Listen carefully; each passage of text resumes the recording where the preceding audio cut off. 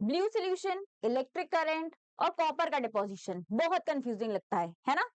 Hello everyone, आज की इस वीडियो में हम बात करने वाले हैं इलेक्ट्रोलिसिस के बारे में और उसी प्रोसेस को हम समझेंगे एक बहुत ही बढ़िया एक्टिविटी के through, that is activity of copper sulphate. तो बच्चों जल्दी से अपनी नोटबुक्स निकाल लो और पेंसिल निकाल लो, बिकॉज आज इस कॉन्सेप्ट को बिल्कुल ही क्लियर करने वाले हैं। सबसे पहले बच्चों हम बात करने वाले हैं व्हाट इज इलेक्ट्रोलिसिस, यानी कि इलेक्ट्रोलिसिस है क्या। आइए समझते हैं कि इलेक्ट्रोलिसिस का प्रोसेस कैसे काम करता है। इलेक्ट्रोलिसिस एक प्रोसेस है जो कि केमिकल डिकम्पोजिशन का प्रोसेस है, यानी कि एक रासायनिक अपघटन है, मतलब डिकम्पोज हो रहा है, produce by passing an electric current. उसके साथ हमें क्या चाहिए, उसके साथ हमें चाहिए विद्युत धारा, यानी कि हमको सिंपल सा क्या चाहिए बच्चों, विद्युत धारा चाहिए। थ्रू एन इलेक्ट्रोलाइट सोल्यूशन, यानी कि किस माध्यम से, बिजली का प्रवाह करके उत्पादन से, और साथ ही साथ में हमको चाहिए इलेक्ट्रोलाइट। यानी कि यहाँ पर हमको समझ में आ गया कि इलेक्ट्रोलिसिस का मतलब सिंपल सा है कि हमें कोई कंडक्टिंग सोल्यूशन चाहिए जिसको हम क्या बोल रहे हैं, इलेक्ट्रोलाइट बोल रहे हैं। और जैसे ही हम उसमें विद्युत धारा यानी कि इलेक्ट्रिक करंट को पास करवाएंगे तो एक केमिकल डिकम्पोजिशन यानी कि रासायनिक अपघटन होगा। इस पूरी प्रक्रिया को हम बोल रहे हैं इलेक्ट्रोलिसिस। क्लियर हो गया।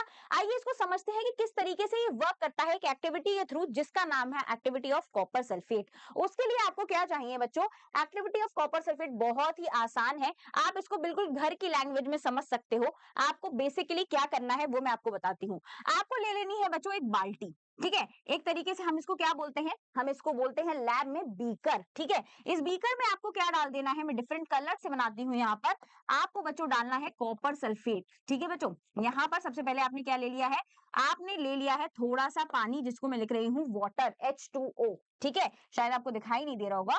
तो ये है बच्चों हमारा पानी, यानी कि वाटर ले लिया है हमने। साथ ही साथ में हम इसमें क्या डालेंगे, एक सॉल्ट डालेंगे, जिसका क्या नाम है, जिसका नाम है बच्चों copper sulphate. Copper Cu and SO4 इस सल्फेट, तो ये पूरा मिलकर क्या हो गया, कॉपर सल्फेट। अब इसको और ज्यादा कंडक्टिंग बनाने के लिए, ठीक है, क्या करना चाहिए, आपको पता है कि हम इसमें कोई भी अम्ल यानी कि एसिड डाल सकते हैं। तो मैं यहाँ पर क्या डाल रही हूँ बच्चों, यहाँ पर मैं डाल रही हूँ एक डाइल्यूट सल्फ्यूरिक एसिड, ठीक है। क्या डाल रही हूँ बच्चों, मैं डाइल्यूट सल्फ्यूरिक एसिड डाल रही हूँ, ताकि मेरा ये जो सोल्यूशन है वो और ज्यादा कंडक्टिंग बन जाए। तो अब ये जो है वो हमारा क्या बन चुका है, कंडक्टिंग सोल्यूशन बन चुका है। और इस पूरे सोल्यूशन को हम क्या बोल रहे हैं, ये आपको याद रखना है। इस पूरे सोल्यूशन को बच्चों हम बोलते हैं इलेक्ट्रोलाइट, ठीक है बच्चों। कोई भी कंडक्टिंग सोल्यूशन जिसकी मदद से हम इलेक्ट्रोलिसिस करवाते हैं उसको बोला जाता है इलेक्ट्रोलाइट, ठीक है। दूसरी चीज जो बहुत ही ज्यादा मोस्ट इंपॉर्टेंट होने वाली है बच्चे, वो होने वाले हैं हमारे क्या, इलेक्ट्रोड्स। यानी कि हमको एक प्लेट चाहिए, मेटल की प्लेट, यानी कि किसी भी धातु से बनी हुई हमें क्या ले लेनी है, प्लेट ले लेनी है। अब अगर हम इलेक्ट्रोलाइट में कॉपर सल्फेट का इस्तेमाल कर रहे हैं तो मैं धातु कौन सी चूज कर सकती हूँ, मैं कॉपर को इस्तेमाल कर सकती हूँ इलेक्ट्रोड को बनाने में। यानी कि मैंने यहाँ पर कॉपर की 2 प्लेटें ले ली हैं, एज सिंपल एज दैट। अब ये दोनों क्या है बच्चे, ये दोनों है मेरे इलेक्ट्रोड्स, ठीक है। तो हमारा ये जो एक्सपेरिमेंटल सेटअप है वो कुछ इस तरीके से दिखाई देगा, ठीक है। अब मैं इस इलेक्ट्रोड को यानी कि इस प्लेट को किससे ऐड कर दूंगी, एक हमारा यहाँ पर कोई भी बल्ब हो जाएगा या फिर बैटरी से, और ये है हमारा बल्ब, ताकि हमको पता चले कि हमारा जो प्रोसेस है वो अच्छी तरीके से चल रहा है या नहीं। इलेक्ट्रोड में मैंने आपको बताया था कि 2 टाइप के इलेक्ट्रोड्स होते हैं, एक होगा एनोड और एक होगा कैथोड। याद करने का तरीका बहुत ही आसान तरीके से बताया था, एक बार फिर बताती हूँ बच्चों कि हमारा जो एनोड है ना, यानी कि आपके घर वालों को क्या पसंद है, आपके घर वालों को पसंद है आपके अच्छे मार्क्स, यानी कि A+ चाहिए उन्हें। तो एनोड जो है वो है हमारा धनात्मक यानी कि पॉजिटिव, और यहीं पर कैथोड यानी कि अगर किसी का C ग्रेड आ जाता है तो क्या मम्मी पापा उसको पसंद करते हैं, बिल्कुल पसंद नहीं करते। यानी कि कैथोड हो गया हमारा निगेटिव इलेक्ट्रोड, ठीक है। इस तरीके से आपको याद कर लेना है। अब मान लीजिए कि मैं इसको नेगेटिव बना देती हूँ और इसको मान लेती हूँ पॉजिटिव है ये हमारा, ठीक है, क्लियर है। क्या करेंगे, मैं इसको क्या करूंगी, अलाउ करूंगी इलेक्ट्रिक करंट को, यानी कि मुझे चाहिए विद्युत धारा। इलेक्ट्रिक करंट मैंने क्या करा, इस कंडक्टिंग सोल्यूशन से पास करा, कितने टाइम के लिए, फॉर एग्जाम्पल मैं इस एक्टिविटी को करती हूँ बच्चों 15 मिनट के लिए। 15 मिनट के बाद होगा क्या, कुछ तो होगा ना, क्या होगा उसके बाद करते हैं। यहाँ पर ये पूरा इलेक्ट्रिक करंट जो है वो पास होता चला जाएगा, उसमें क्या होगा, कॉपर का डिकम्पोजिशन होगा। जैसे कि आपने इलेक्ट्रोलिसिस में पढ़ा था बच्चों कि एक केमिकल डिकम्पोजिशन होगा, यानी कि हमारा जो कॉपर सल्फेट है वो ब्रेक करेगा। किस तरीके से, आइए बताती हूँ। यहाँ पर हमने क्या ले लिया है बच्चों, ये है हमारा CuSO4। सबसे ज्यादा इंपॉर्टेंट चीज अब होने वाली है, जैसे ही ये ब्रेक करेगा, ये अपने 2 सब्सटेंसेस में ब्रेक करने वाला है। फर्स्ट इज कॉपर यानी कि जो है हमारा पॉजिटिव, और साथ ही साथ में SO4 यानी कि निगेटिव में ब्रेक करेगा।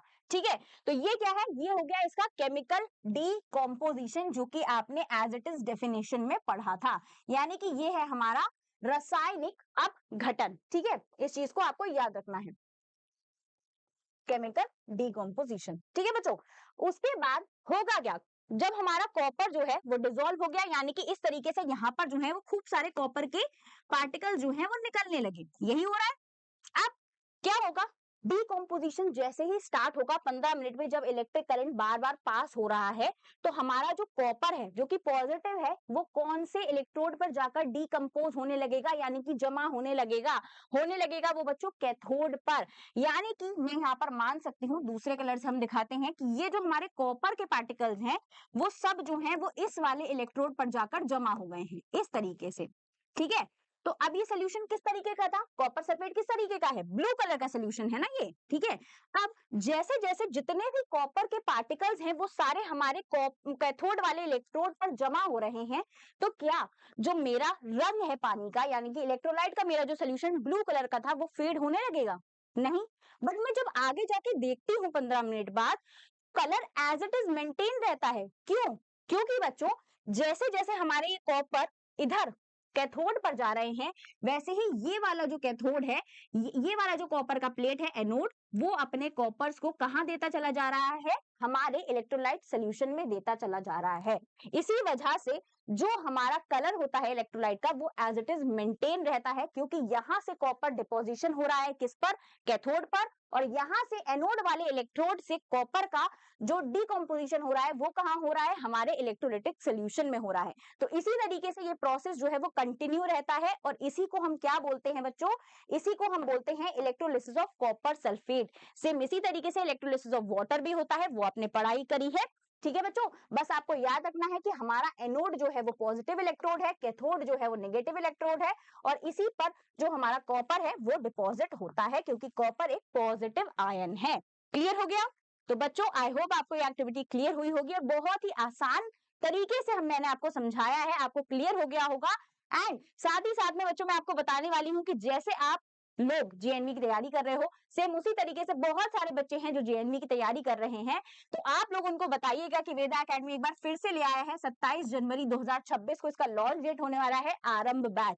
जैसे कि आपने अपनी तैयारी को स्टार्ट किया था, सेम उसी तरीके से वो बच्चे जो जेएनवी का सपना देखते हैं वो अपनी तैयारी को बढ़िया कर सकते हैं वेदा एकेडमी की टीम के साथ जुड़ के।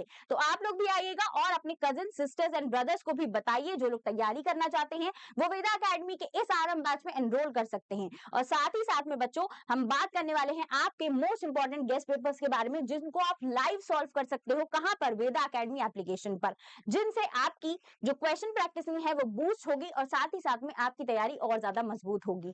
कमेंट करके बताइएगा कि आपको ये वीडियो कैसा लगा, और साथ ही साथ में क्वेश्चन जो मैं आपसे पूछना चाहती हूँ वो आपको बताना है कि जब हम वाटर का इलेक्ट्रोलिसिस करते हैं तो हाइड्रोजन और ऑक्सीजन कौन से कैथोड और एनोड पर जाती है, ये आपको कमेंट सेक्शन में बताना है। तो फटाफट से कमेंट करिए और लाइक करिए, सब्सक्राइब करिए वेदा एकेडमी को। Thank you so much and wish you all the best for the exam.